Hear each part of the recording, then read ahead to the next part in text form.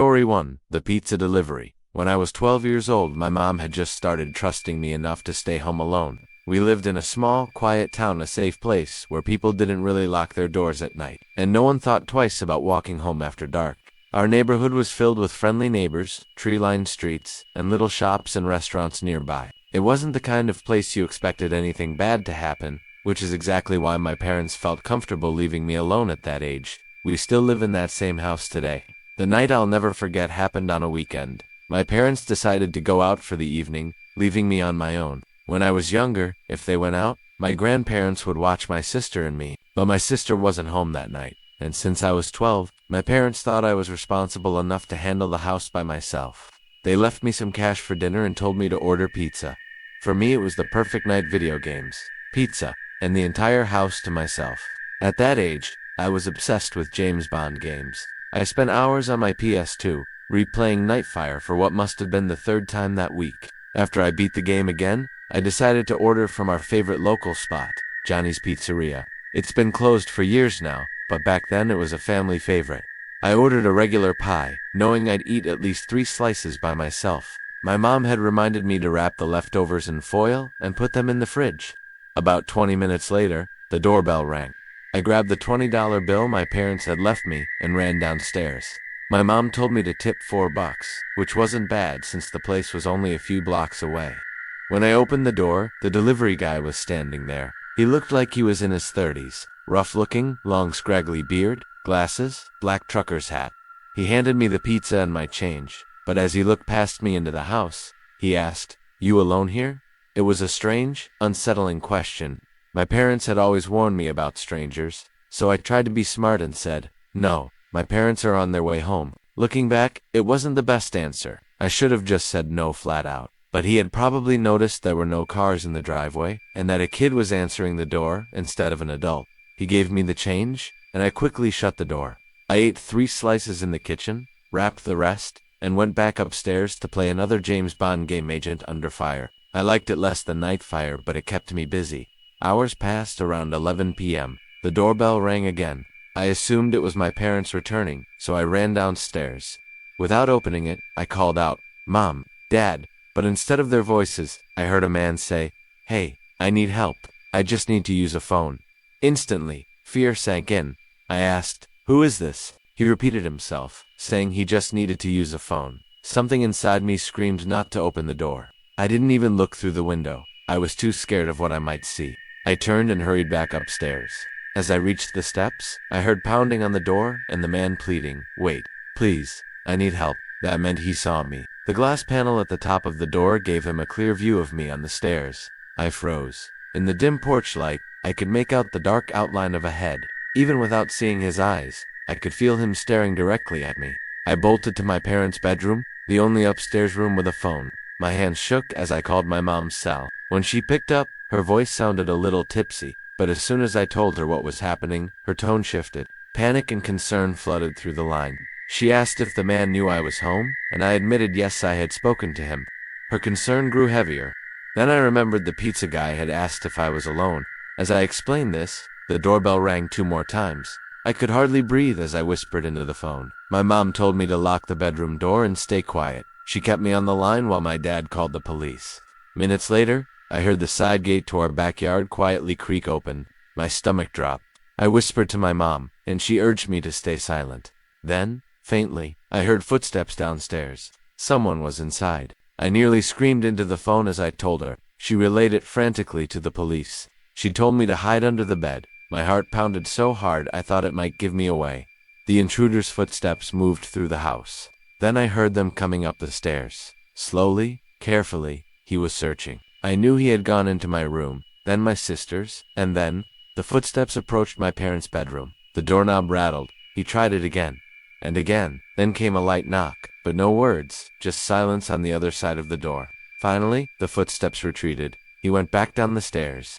I held my breath until I nearly passed out. I didn't whisper another word to my mom. I was too terrified to make a sound. Finally, I heard multiple heavy footsteps downstairs and a man shouting my name, identifying himself as police. They'd arrived. I opened the door to 2 officers upstairs and 2 more searching downstairs. They didn't have to break, and the back door was left wide open. and the sliding glass window had been pried open. I told them everything, including the strange question from the pizza delivery guy. My parents rushed home, furious and terrified. The next day they took me to Johnny's. They wanted me to point out the delivery man. I didn't see him, but when they asked the manager who fit my description, he said it was an employee named Phil. But when they explained, the manager insisted it couldn't have been him and demanded we leave. We waited outside in the car for nearly an hour, hoping to see him return. He never did. My parents suspected the manager tipped him off. We tried contacting lawyers, but they said there wasn't enough evidence. In the end, we never ate at Johnny's again. And though I can't prove it, I'll always believe it was the pizza guy. Story to the man with the knife. I live in New Jersey, right across the river from Manhattan. The area is generally safe, with houses close together and plenty of neighbors around. I've always felt comfortable walking outside, even at night. One summer evening when I was 16, I decided to go for a run after dinner. It was something I often did to clear my head. The sun had set, but the air was still warm, and the streets were dimly lit by scattered street lamps. I ran my usual route through the neighborhood, but that night, I decided to extend it by cutting through a wooded trail behind the houses. The trail wasn't long, just a shortcut that connected two streets.